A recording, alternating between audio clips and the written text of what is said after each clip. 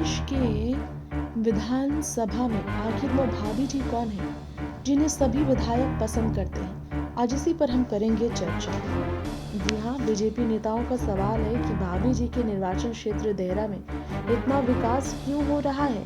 हिमाचल प्रदेश की राजनीति में बीते दिनों समोसे से लेकर जंगली मुर्गे तक को लेकर काफी बहस छिड़ी।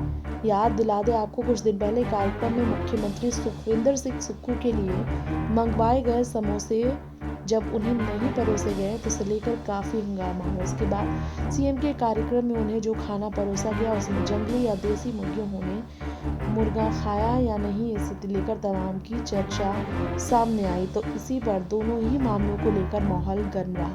सरकार चला रही कांग्रेस और विपक्षी दल बीजेपी नेता आमने सामने आ गए, लेकिन एक नेता जिस पर बीजेपी और कांग्रेस दोनों साथ है, जिनका विरोध नहीं किया जा रहा है, वो है भाभी जी।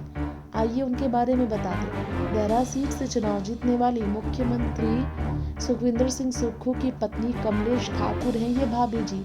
जी हाँ, हिमाचल प्रदेश की सीएम की पत्नी है कमलेश ठाकुर, जिन्हें भाभी जी कहा जाता है। कमलेश ठाकुर ने इस साल जुलाई में हुए उपचुनाव में देहरा सीट से चुनाव जीतकर विधानसभा में कदम रखा। विधानसभा में जब भी कमलेश ठाकुर से जुड़ी बात होती तो विधायक कहते भाभी जी से हमारा कोई विरोध नहीं है। कांग्रेस के उम्मीदवार को जीत मिली थी, पहली बार ऐसा हुआ यहाँ पर। कमलेश ठाकुर हालांकि पहली बार विधायक बनी, लेकिन वह राजनीति में नई नहीं है। लगभग 2 दशक से वो हिमाचल प्रदेश कांग्रेस कमेटी की सदस्य रही है। पहली बार लेकिन ऐसा हुआ हिमाचल में कि राज्य में पति और पत्नी दोनों विधायक हैं। दिसंबर में जब हिमाचल विधानसभा का 4 दिन का शीतकालीन सत्र आयोजन हुआ तो कमलेश ठाकुर शामिल थी।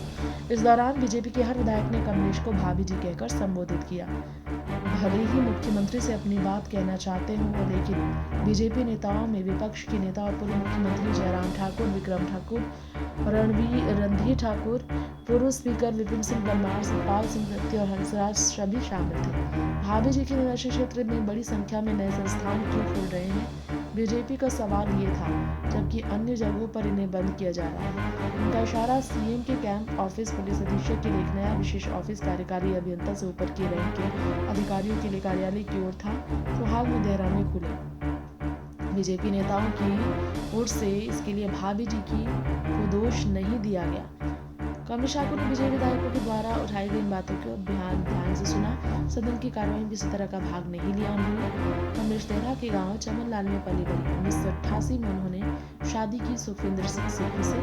देहरा में अभूतपूर्व विकास को लेकर बीजेपी विधायक विक्रम ठाकुर ने देहरा में मुद्दा उठाया था। सहमति जताते हुए इससे जयराम ठाकुर ने कहा, अगर कोई विधानसभा क्षेत्र है जहाँ पर पिछले 6 महीने में विकास हुआ तो वो है देहरा ही। जयराम ने कहा, हम जानते हैं ये आपका ससुराल है, लेकिन आपको अन्य इलाकों का भी ध्यान रखना चाहिए।